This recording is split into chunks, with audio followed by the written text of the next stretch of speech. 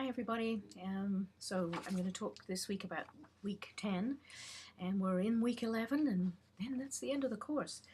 One of the issues about online community that we talked about this week is whether classes are better conceived of as practice fields or as sustainable communities. And I think the issue of enculturation, which came up a lot this week in the practice fields discussion, are, you know, are how can online they're central to both. Enculturation is central to both, and there was much discussion about how online courses can really sort of engage this enculturation process.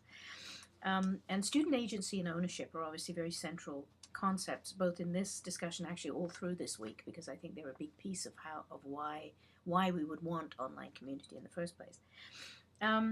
So I think perhaps it's easier to see sometimes in the graduate context, but a key piece for pedagogical approaches like knowledge building, for instance, using collaborative technology and that I also like to use in my own teaching, is exactly that, trying to increase agency and ownership.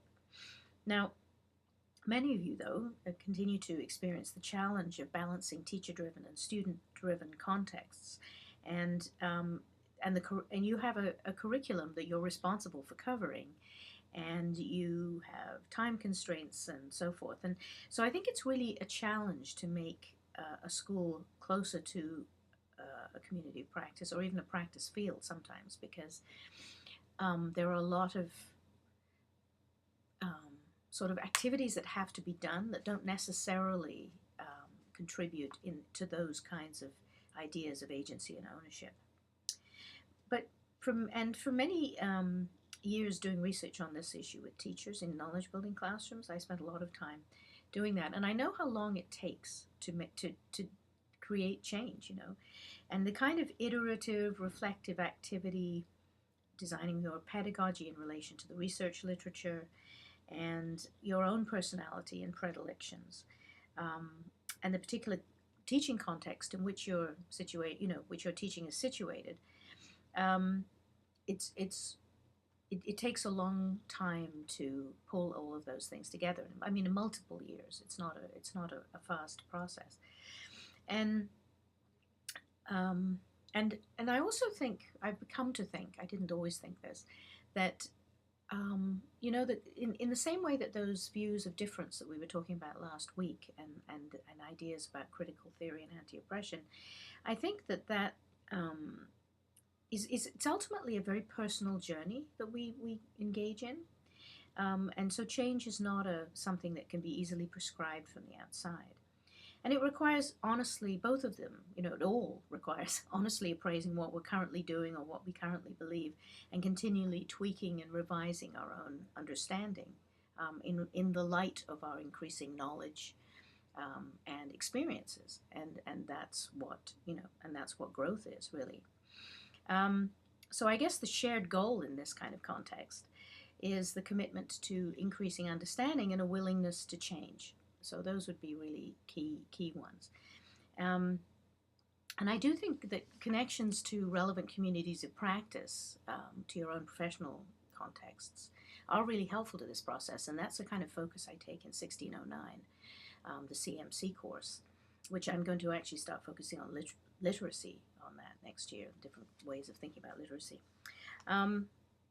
Oh yes, and speaking of change, I just wanted a little side thing here. I just wanted to thank you for your start, stop, and continue contributions, which I find very helpful. And I'm going to be incorporating several of them into my course next year. And I think I always find this really helpful because it gives me a pulse on how students are feeling and some very concrete suggestions of things that I can improve. And these have always been very central to how I continue my own process of reflective change over time. So I thank you for those. Okay, back to where are we? 10 here, cognitive presence.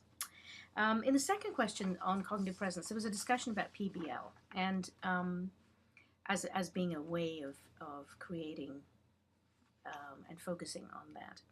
And I realized that I've actually been using that less than I used to in my teaching in explicitly and talking about it as an example of situated learning, which is what I used to do. Um, I'm not sure what that is. I think that as the course evolves, new things come up and other things kind of move out and the emphases shift sort of without me noticing. But it made me realize that I haven't really been talking about that. But I think it's a really useful pedagogical structure, particularly within, um, in certain kind of subject areas where you're dealing with complex kinds of problems. Um, I think traditionally PBL is more of a continuous process throughout a course, so that all of the different components are kind of all connected up to this big kind of final goal. And I think there's a more in this course where people thought that the final project was in fact a way of bringing things together in that kind of culminating way. It is a much more open structure here, and that's partly because you're all coming from different places, right? And you have different teaching and professional contexts, so in which you're applying these ideas. So it's harder to bring in that structure, I find, but I also think that maybe I haven't figured out how to do that yet, so there's always time. I always liked, when I first learned about PBL years and years ago, I always liked it made so much sense to me, particularly in the medical context, when it started getting used at McMaster, as a way to understand the complexities of multi-component, complex diagnoses for illnesses, and the challenges of dealing interprofessionally and arriving at complex diagnoses. And it seemed to me a very good structure for that kind of learning, which it wasn't necessarily online, of course, at the time. But it also, I think, is perhaps a really good tool to use online because it has both structure and flexibility. So it might be a really useful design to think of using, particularly for school aged learners, which gives you both that flexibility and the structure. So I think many of you may be doing work that is actually does bring those ideas into play. In the collective cognitive responsibility, I remember when Marlene wrote this paper years ago, I think it was 2002, I forget now, and I've always found it a very attractive idea. I always liked it from the beginning because it seemed to me that it was it resonated with how I believed that teaching kind of could really be of benefit, and also it was much more like the kind of workplace setting where you work in groups and you are kind of collectively responsible for final products and so forth. But as more recently, as I've been engaging with more critical and anti-oppressive theories and ideas, and teaching practices, I've been thinking. The question has arisen in my head: can you have collective cognitive responsibility without collective social responsibility? Like, are they, in fact, is one kind of required for the other to happen? Or is it somehow assumed? And I think in Carla Marlene's work in Knowledge Building and Knowledge Forum, they don't explicitly engage critical perspectives. And yet they're very sort of emancipatory in style and discussion.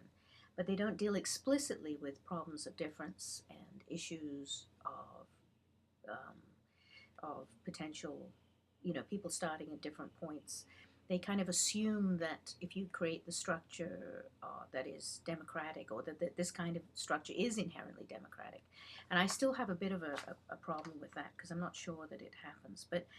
And in our world, which is increasingly individualistic and increasingly focuses on individual gain, how do you talk about cognitive interdependence, without considering other social connections like a responsive awareness of difference, creating safe spaces that actually may enable collective cognitive responsibility. So I'm still figuring this one out, but it was something that occurred to me as I looked at this article and thought about it again for this version of the course. The idea of teacher ABC, some of you kind of resonated with, and I think it's a handy one too. And it is a sort of handy measure of where one's own teaching sits, because nobody is ever, all one thing. And to paraphrase the immortal words of Kermit the Frog, it's not easy being teacher C. which the words were, "It's not easy being green." I'm not sure how long ago that Kermit said that, and how this may be a generational thing, but anyway, the challenges and the structure of school, the time constraints, the particular group you're working with, all conspire to take us away from this kind of idealized sense of pulling these things out of students and giving them the space to do this sort of work. And in some ways, it's not far from one's ideals about parenting. One constantly falls short, but I think, like with teaching too, I think we have to sort of forgive ourselves, sort of figure out how we might do that better next time and move on, because that process of learning how to be a good teacher really is lifelong. I think it takes us, we go on developing if we're open to change. So this is our last discussion week that we're having this week we're in.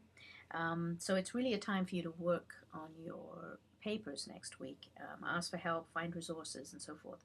Jordan has put a link in announcements about a piece of research that she's doing, and if you have a chance, do go in and sort of fill out her survey, because it's important to get student feedback and input on educational projects when we do them, and your contributions are very valued. I feel the same when I ask you to contribute to research that we're doing, because without it, we don't know how to make things better, and we can't figure out what's going on. So if you do get a chance, please do that. Yes, and thank you also for your good wishes around the vertigo. Currently, my theory is that I have labyrinthitis, which is a sort of inner ear inflammation, which I think obviously was triggered by the shingles and the cold, and I don't know, it's still sitting there. But I'm going to a neurologist tomorrow to see what they think, and so I am hopeful that this will just pass. I have a friend who had that, and it did. It just came, stayed for a while, and left as unexplained, both its arrival and departure. So, I have hope that it will disappear. I also appreciated your permission to, actually it was Vanita, I think, to skip a video for the week, but I actually like doing these videos. It's funny because I know it's one way, but I actually feel closer to you when I do them. And I'd noticed in the Start, Stop, and Continue that some of you had said that you felt closer to me. So, clearly it's a good thing.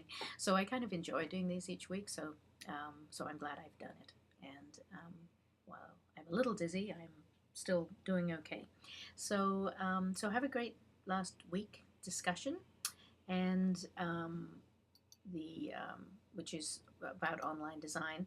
And I know there's a lot of stuff in this view, and you notice that part of it is really just sort of extra papers that might be helpful for your final work, not things you have to sort of deal with at the moment. So